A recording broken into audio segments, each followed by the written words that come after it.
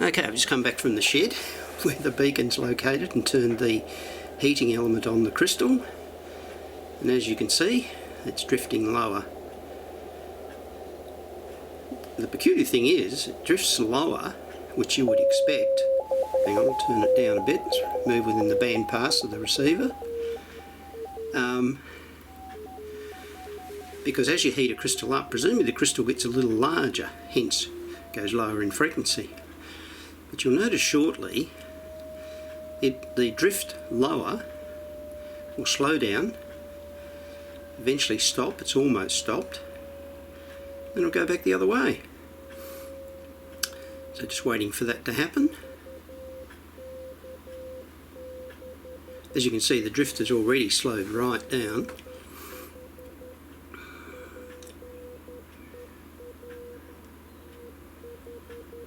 And I don't know why that would be the case. It's just starting to drift slightly back up again. You can probably hear a pussycat in the background. Yep, there it goes. It's starting to go the other way now. As the actual crystal heater is only putting out about a watt. It's 4 resistors soldered either side of the crystal holder, or the crystal case. It's a metal case, small crystal.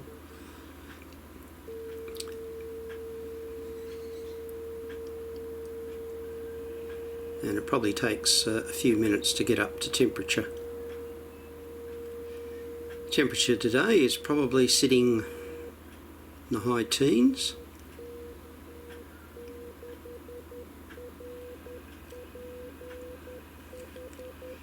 Fairly stable at the moment. What you're seeing is an FSK. The one on the far left is the Perth digital beacon, which has all sorts of fancy modes, and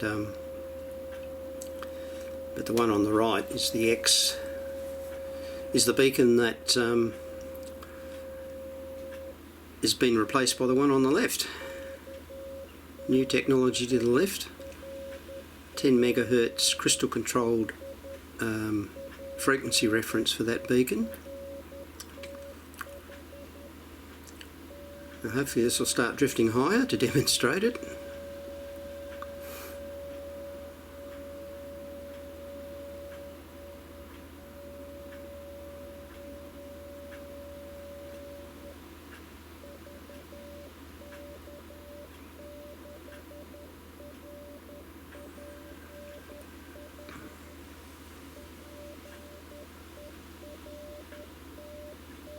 Oh, nothing happening yet.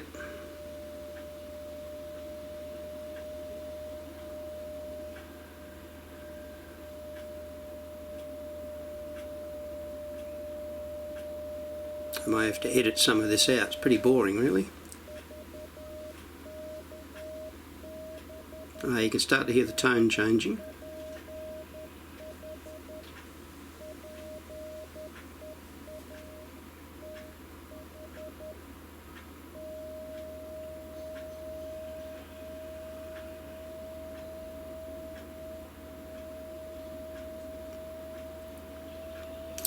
My 9700 has a 10 megahertz input, which constantly readjusts the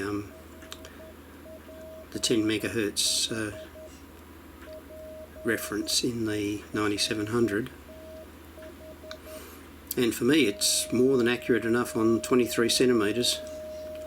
I'd say the changes that ICOM made to allowing this disciplining the oscillator rather than just having a reference to calibrate the oscillator has probably in round figures improved the stability by a factor of 10. You can see it's starting to drift higher now, but not by much. You see the calibration down the bottom, it's plus or minus 5 kilohertz.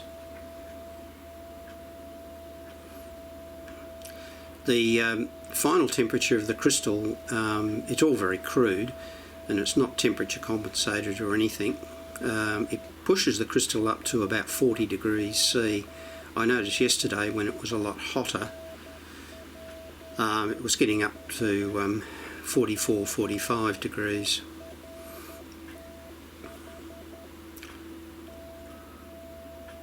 As I said, I may have to edit some of this out.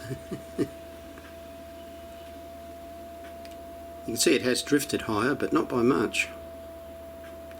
It's curious that it does it at all. I thought maybe as the actual metal can is getting a little larger, you wouldn't think by much, but it would get larger. There'd be less capacitance to the quartz crystal inside, and of course that would make it tend to drift higher. You've got to remember this oscillator is at around 27 megahertz and it's multiplied 48 times, so the frequency drift of the crystal is magnified 48 times. It's taking its time going higher in frequency.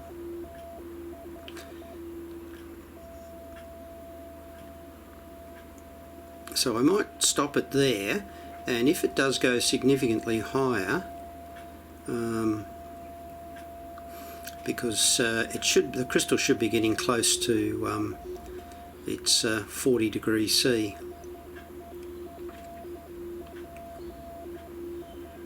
Yep, I'll stop the recording now.